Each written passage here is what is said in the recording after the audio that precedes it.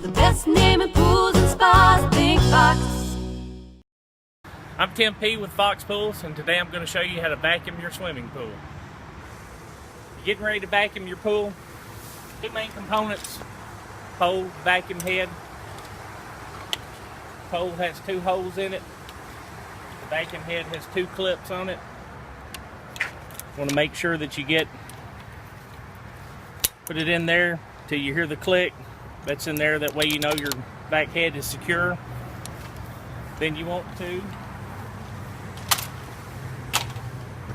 with your vacuum hose, you have two separate ends on it. One is a swivel and one is stationary, and I will get to the reason why this is an important factor here in just a few minutes. What you want to do, get your vacuum hose ready.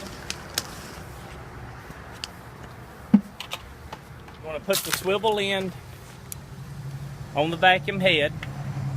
Make sure you get it on there kind of tight because it has a tendency to come off. Take your hose,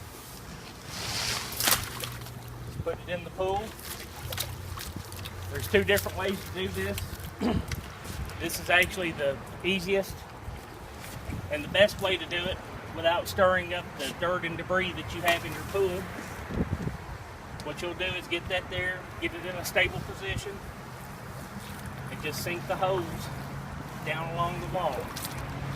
What that does, it gets all the air out of the line, fills the hose full of water, because if you just take this hose and stick it in the skimmer full of air, then you're going to lose the prime on your pump. It can be a little difficult, you just have to have patience.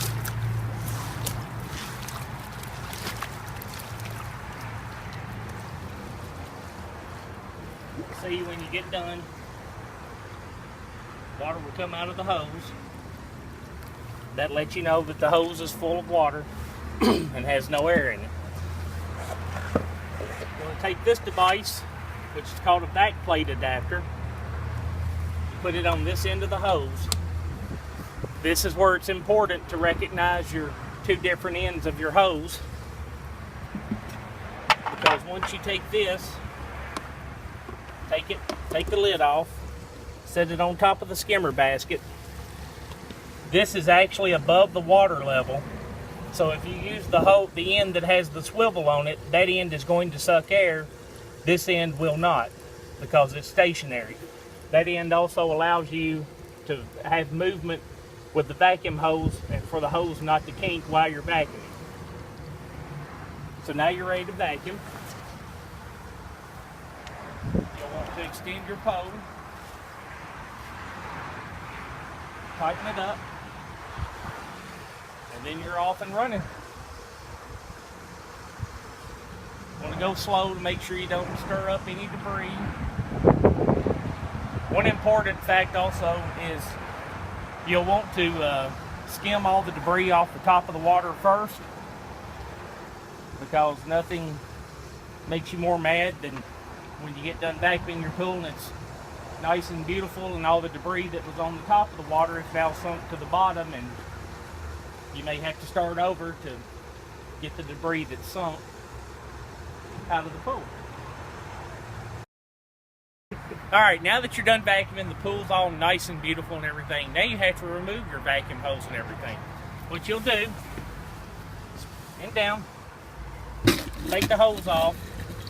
The plate will suck a little bit of air, which will allow it to release from the skimmer basket. Then you'll take the skimmer basket out, empty it into a garbage can in the yard, neighbors over the fence in the neighbor's backyard, and just whatever, as long as your neighbor doesn't mind. So now that you've cleaned your basket out, tapped it out against a tree, you can take a garden hose, rinse all the debris out of it. Just take it, stick it back in your skimmer,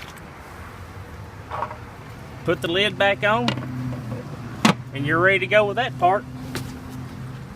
Then you'll take your pole, shorten it down, and you just remove the reverse of what you did before. Just take the hose out and roll it back up. This can get kind of difficult for some people. I've known a lot of people that couldn't actually roll a hose up. Semi-car washes all the time. When you get there and the vacuum hose is laid out across the parking lot, you know somebody's never vacuumed the pool before. This also, as with the beginning of it, requires a little bit of patience. It will tend to knot up on you.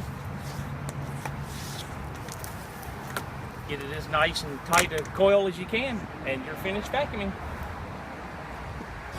For the best name in pools and spas, think box.